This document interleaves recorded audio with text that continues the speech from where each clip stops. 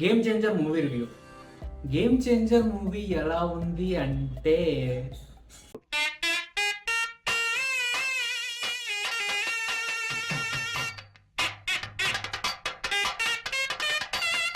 మీరు మరీ ఖాళీగా ఉండి, మీరు మెగా ఫ్యామిలీ ఫ్యాన్స్ అయినా, ఆర్సీ ఫ్యాన్స్ అయినా, ఇన్ జనరల్ కొంచెం టైంపాస్ చేద్దాం ఈ హాలిడే సీజన్ అనుకుంటే కనుక వెళ్ళండి, ఫ్యామిలీని తీసుకుని వెళ్ళండి.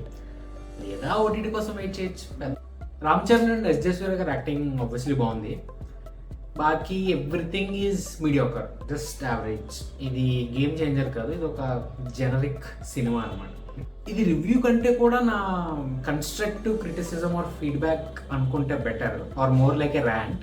ఎందుకంటే రివ్యూ చేయడానికి సినిమా ఏం లేదు, ఒక routine average story, routine average performances, routine average background music, routine average direction.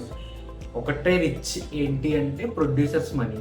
పాపం దిల్రాజు గారు దిల్పెట్టి అయితే తీశారు, కానీ అది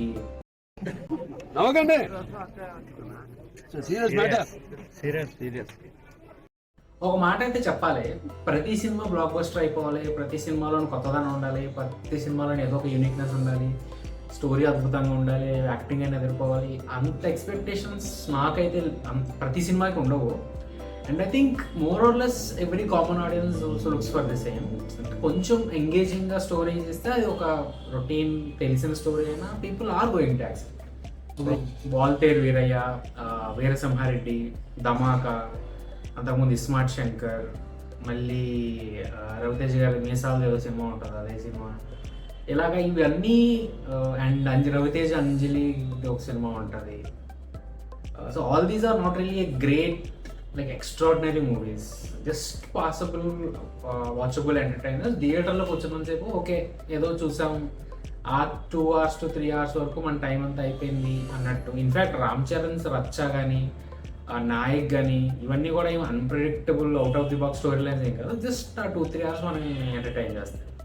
సో మీ కంటెంట్ అటువంటిది అయినప్పుడు మీరు మూవీ కూడా అలాగే తీయండి. మీరు యూ బిలీవ్ దట్ అది మీడియోకర్ కంటెంట్, దాన్ని అలాగే ప్రజెంట్ చేయాలి. అనవసరంగా దాన్ని అది ఇది యాడ్ చేసి అనవసరంగా దాన్ని పెంచుదాం అనుకుంటున్నారు దాని రేంజ్.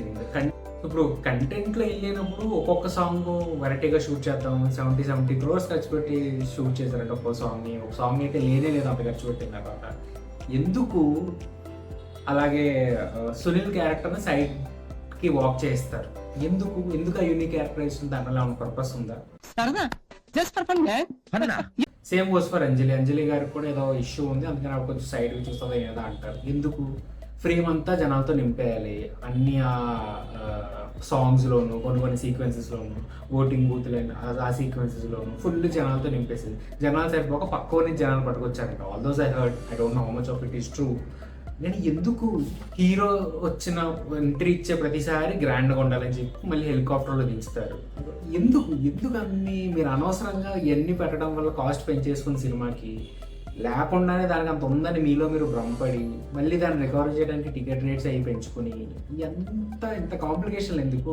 సింపుల్గా ఒక మీడియోకర్ సినిమా, దానికి బడ్జెట్ అనుకుని ఆ బడ్జెట్ అందరిలోనే ఫినిష్ చేసి అదే టైంలో అవగొట్టుకుని మార్కెటింగ్ కూడా కొంచెం ఇన్నోవేటివ్గా చెప్పి ఇనిషియల్ బజ్ పెంచుకుని దాన్ని రికవర్ చేసుకోండి. డాడీ ఏం చెప్పావురా? ఇందులో నీకేం అర్థమైందిరా? అర్థం కాకే ఏం చెప్పావురా అని అడిగాను. ఇవన్నీ పెట్టేసి ఇదేదో గొప్ప సినిమా అని మీరు కన్విన్స్ చేయడానికి నేను ట్రై చేయక్కర్లేదు. ఓకే, మోడరేట్ సినిమాలు, యావరేజ్ సినిమా చూడటానికి మేము రెడీగానే ఉన్నాం. మీరు అదే డైరెక్షన్లో వెళ్ళి దాంట్లోనే ఏదో ఒక కొత్తదాన్ని, ఇప్పుడు మన సరిపోతే సినిమా వచ్చింది, ఏమన్నా కూడా ఎక్కడా లేని గొప్ప స్టోరీ ఏం కాదు. Just that it small tweak in the characterizations. And హానెస్ట్గా వాళ్ళు చెప్దాం అనుకున్నది ఆ వరల్డ్ బిల్డింగ్లో దాంట్లో వాళ్ళు ఇన్వాల్వ్ అయ్యారు. You can also do the same thing. For example, అంటే ఈ గేమ్ చేంజర్లోనే ఫస్ట్ హాఫ్లో మీరు అంత గ్రాఫిక్స్ పెట్టేసి, మీమ్స్ పెట్టేసి మీరు ఆ డైరెక్షన్లో వెళ్తున్నప్పుడు ఇంకా సెకండ్ హాఫ్ కూడా అదే డైరెక్షన్లో తీసుకెళ్ళిపోవచ్చు కదా. హీరోకి విలన్కి మంచి క్యాట్ అండ్ మౌస్ చేసి కంటిన్యూ చేయండి. మళ్ళీ flash back is good bye the way, అంటే అందులో యాక్టింగ్ పర్ఫార్మెన్సెస్ ఉన్నాయి, బట్ ఎమోషనల్గా నాకు కనెక్ట్ అవ్వడానికి ఏం దొరకలేదు దాంట్లో. జస్ట్ ఒక క్యారెక్టర్ పర్ఫార్మెన్సెస్ బాగుంది అంటాం తప్ప, మీరు ఆ ఫ్లాష్ బ్యాక్ తీసేసి ఏ జనరిక్ ఫ్లాష్ బ్యాక్ పెట్టినా స్టోరీలో వచ్చి డిఫరెన్స్ ఏం లేదు. ఇప్పుడు మిషన్ ఇంపాసిబుల్ సిరీస్ ఉంది, మొత్తం అన్ని పార్ట్లోనూ ఒకటే స్టోరీ. ఈథన్ హంట్ ఉంటాడు, ఈథన్ హంట్ విలన్ ఏదో ప్లాట్ వేసి ఆ ప్లాట్లో ఈథన్ హంట్ ఇరికిస్తాడు, దానివల్ల ఈథన్ హంట్ IMFకి ఐఎంఎఫ్ నుంచి బ్యాన్ అవుతాడు. బ్యాన్ అయిన తర్వాత డిసోన్ చేసుకుంటారు వాళ్ళు అతన్ని. అతను తనకు నమ్మకస్తులైన ఉన్న వాళ్ళని అందరినీ టీం వేసుకుని మళ్ళీ ఆ ఇష్యూని సాల్వ్ చేసి ఇష్యూని సాల్వ్ చేసి ప్రపంచానికి గెలిపిస్తాడు. As simple as that. ప్రతి సినిమాలో ఇదే విలన్ ఒకసారి రష్యా వాడు అంటాడు, ఒకసారి నార్త్ కొరియా వాడు అంటాడు, ఒకసారి ఇంకెవరో అంటారు, మెక్సికో వాళ్ళు అంటారు, లేదా కార్టెల్ అంటారు. It's the same story all over again. ఏముంటుందంటే ఎవ్రీ సినిమాకి 1 or 2 క్రిటికల్ ఫైట్ సీక్వెన్సెస్, దాంట్లో యూనిక్నెస్. ఒకసారేమో అక్కడ పట్టుకుని వెళ్ళాడు, ఒకసారి బుర్జి గారి మీద తిరిగాడు, ఒకసారేమో కొండ మీద దూకాడు. ఇవే ఎంత తప్ప ఏముండవు. So we are okay with retelling the same thing just in a unique way. అటువంటిది ట్రై చేయండి మీరు. ఏదో ఒకటి, ఫర్ ఎగ్జాంపుల్ ఐదర్ క్యారెక్టరో, లేకపోతే బ్యాక్ స్టోరీయో, లేకపోతే కాన్సెప్టో, థీమో, అలా ఏదో ఒకటి పట్టుకుంటే సరిపోతుంది. మనకి ఏమో అటు హెలికాప్టర్లో కావాలి, ఇటు ఫ్లాష్ బ్యాక్ కావాలి, ఇటు మదర్ సెంటిమెంటో కావాలి, మళ్ళీ పాలిటిక్స్లో కూడా రకరకాల కాన్సెప్ట్లు పెట్టేసి, మళ్ళీ అడ్మినిస్ట్రేషన్ అని చెప్పి, మళ్ళీ కరప్షన్ అని చెప్పి, ఎందుకు ఇవన్నీ ఈ హోల్ కిచిడీ చేసి, ఈ హోల్ కిచిడీలో ఎంతకీ ప్రాబ్లం ఏంటంటే కొన్ని ఇంపార్టెంట్ డ్రామా పండే పాయింట్లు మీరు లైట్ తీసుకున్నారు అనవసరంగా. ఆ డైరెక్షన్లో ఎల్లుంటే బాగుండేదేమో అనిపించింది. ఫర్ ఎగ్జాంపుల్ శ్రీకాంత్ ఎవరైతే ఉన్నారో, శ్రీకాంత్ అంటే తప్పులు చేసి చనిపోయే టైంకి తనకి ప్రాయశ్చిత్తం చేసుకోవాలని చెప్పి అప్పుడు ఎలాగ బిహేవ్ చేస్తాడు. ఇన్ఫ్యాక్ట్ రామ్ చరణ్ని శ్రీకాంత్ని డైరెక్ట్గా అలా కలపకుండా ప్రాయశ్చిత్తం చేసుకోవడానికి రామ్ చరణ్ ఎదుగుతున్నట్టు, అట్ ది సేమ్ టైం ప్యారల్గా రామ్ చరణ్ తన లైఫ్ నడుస్తుంది, బట్ సమ్హౌ వీళ్ళు పాత్స్ క్రాస్ అయినట్టు అటువంటిది ఏదో కూడా మీరు ట్రై చేసి ఉండొచ్చు కదా. జస్ట్ నాకు అనిపించింది. ఇంకోటి ఏంటంటే సెకండ్ హాఫ్లో మళ్ళీ మదర్ సెంటిమెంట్ అని చెప్పి మదర్ డిఎన్ఏ తెలియటం వల్ల ఇవి స్పాయిలర్స్, చూడకపోతే ప్లీజ్ చూసిరండి. సో మదర్ డిఎన్ఏ తెలిస్తే ఎక్కడ రామ్ చరణ్కి తన అనుకుంటున్న ప్లాన్కి అడ్డవుతుందని చెప్పి మదర్ సూసైడ్ చేసుకుంటుంది.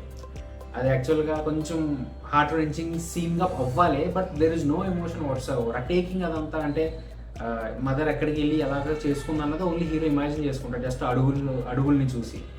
ఇదంతా అంత హార్ట్ రెంచింగ్ మంచి సీక్వెన్స్ కానీ ఇక్కడ పెట్టాల్సిన అవసరం లేదు. ఎందుకంటే ఐ డోంట్ కేర్ అక్కడ నువ్వు ఎలా చచ్చిపోయిందన్నా నాకు అంత అవసరం లేదు. ఎందుకంటే అంత జనరిక్గా డిస్కనెక్టెడ్గా ఉంది పార్ట్. అక్కడ ఉన్న ఎమోషన్ని మీరు పెట్టుకోలేదు. నేనేమో ఇంకా హీరో డిఎన్ఏ టెస్ట్ చేసినా కూడా కన్న కొడుకు కాదని తెలుస్తుంది, ఎందుకంటే వీళ్ళు పెంచుకున్నారు అని, లేకపోతే ఓన్లీ సీనియర్ రామ్ చరణ్ కొడుకే బట్ అంజలీస్ పెంపుడు తల్లి ఆర్ సంథింగ్ అవుతారు, అలా ఏదన్నా ఎమోషన్ డ్రైవ్ చేస్తారేమో అనుకున్నాను. బట్ నో, మా తమ్ముడే ఇంకొక స్టెప్ పైకి వెళ్ళి వీడు నిజంగానే శ్రీకాంత్ కొడుకు, జూనియర్ రామ్ చరణ్ ఎవరైతే ఉన్నాడో నిజంగానే శ్రీకాంత్ కొడుకు, అందుకే తన చేత తలగొరు పెట్టించుకున్నాడు. తండ్రి తప్పు చేసి తర్వాత ప్రాయశ్చిత్త కోసం కొడుకు చేత చేయించుకున్నాడు. ఆ డైరెక్షన్లో వెళ్ళిపోయాడు. ఇన్ని సింపుల్ అయ్యాయి, ఏం పెద్ద గొప్ప స్టోరీలేం కదా, ఆల్రెడీ చూసినాయే. బట్ ఇవే కొంచెం బాగా చూపించవచ్చు కదా ఇంత స్ట్రెస్ తీసుకునే బదులు అని ఒక ఫీలింగ్. అండ్ ఇంకో point in general I want to ask, or మీకు ఏమన్నా అనిపిస్తే కామెంట్లో పెట్టండి. ఈ కరప్షన్ మీద ఇంకా movies can be capitalise on that. ఇంకా ఫేస్ పోయింది. పర్టికులర్గా శంకర్ గారు ఆయనే అంత గొప్ప సినిమాలు తీస్తారు కరప్షన్ మీద. ఇప్పుడు ఆయన ట్రై చేస్తుంటేనే ఏదో చాలా ఎబ్బెట్టుగా ఉంది. ఇంకా is the corruption really big thing? ఆ థీమ్ వర్కౌట్ అవుతుందా ఇంకా ఆర్ పీపుల్ యాక్చువల్లీ సఫరింగ్? ఎందుకంటే ఒక ఏజ్ వచ్చిన తర్వాత మీకు అర్థమవుతుంది బయట కరప్షన్ పెరగడానికి మీరు కూడా ఒక కారణమే. మీరు పాస్పోర్ట్ ఆఫీస్కి వెళ్ళినప్పుడు, మీరు మీ ఎన్ఓసీలు చేయించుకోవడానికి, మీరు మీ మెడికల్ సర్టిఫికేట్ చేయించుకోవడానికి, వీటన్నిటికీ మీరు చేతుల నుంచి డబ్బులు ఇచ్చినంత కాలం corruption is going to happen. And top leaders అలాగే బిహేవ్ చేస్తారు. పీపుల్ ఆర్ ఎంత అవేర్గా ఉన్నారు ఏంటి అన్న నాకు తెలియదు మరి. బట్ ఒక్క పాయింట్ మీద 90sలోను 2000sలోను చేసినట్టు సింగిల్ పాయింట్గా కరప్షన్ అంతం చేస్తానంటే are people going to relate to that? I don't know. ఫైనల్గా చెప్పేది ఏంటంటే it's generic movie, generic average movie. అంటే ఇప్పుడు మొన్న వచ్చిన దేవరా అది కూడా యావరేజ్ మూవీ, అలాగే ఇది కూడా. కాకపోతే ఏంటంటే అట్లీస్ట్ అక్కడ వరల్డ్ బిల్డింగ్ ఒకటి ఉండేసరికి ఆ వరల్డ్ బిల్డింగ్లో ఇన్వాల్వ్ అవుతామా, జర్నీ నడిచింది. ఇక్కడ ఇట్స్ హియర్ అండ్ దేర్. కాసేపేమో హీరో కాలేజ్ లైఫ్ చూపించారు, కాసేపేమో మళ్ళీ వాళ్ళ నాన్న ఫ్లాష్ బ్యాక్ ఉంటుంది, కాసేపేమో కరెంట్ పొలిటికల్ గేమ్స్ అంటారు. ఎస్జే సూర్య గారి క్యారెక్టర్ ఒకలా బిహేవ్ చేస్తుంది. సో ఇక్కడ అక్కడ పెట్టి ఒకసారి చాలా ట్రెండీగా ఉంటుంది, స్క్రీన్ మొత్తం ఏమో యానిమేషన్స్ వచ్చేస్తాయి. ఇంకోసారి ఏమో ఫ్లాష్ బ్యాక్ వెళ్ళిపోయి ఒక బాగా ట్రైబల్ బీట్ ఉన్న సాంగ్స్ అవన్నీ ప్లే అవుతూ ఉంటాయి. సో ఈ మిస్ మ్యాచ్ వల్ల నేను ఎటు చూడాలి, ఏం చేయాలన్నది నాకు అర్థం అవ్వలేదు. But again it's not a bad film, because అంత ఖర్చు పెట్టారు కాబట్టి విజువల్లీ చాలా గ్రాండ్గా ఉంది. Songs are okay, I mean rewatch చేసే అంత సీన్ లేదు, బట్ థియేటర్లో చూడటానికి అయితే బాగానే ఉన్నాయి. పర్ఫార్మెన్సెస్ అందరూ ఎలిస్టెడ్ యాక్టర్స్ కాబట్టి ఓకే, ఎవరు వాళ్ళ బెస్ట్ ఇవ్వలేదు అంటే అంత స్కోప్ లేదు వాళ్ళు. సో దట్స్ ఇట్, ఇంకా మీరే డిసైడ్ అవ్వడం ఏం చేయాలన్నది. Thank you for watching this review. Please do subscribe for HRD Universe and please like, share and comment.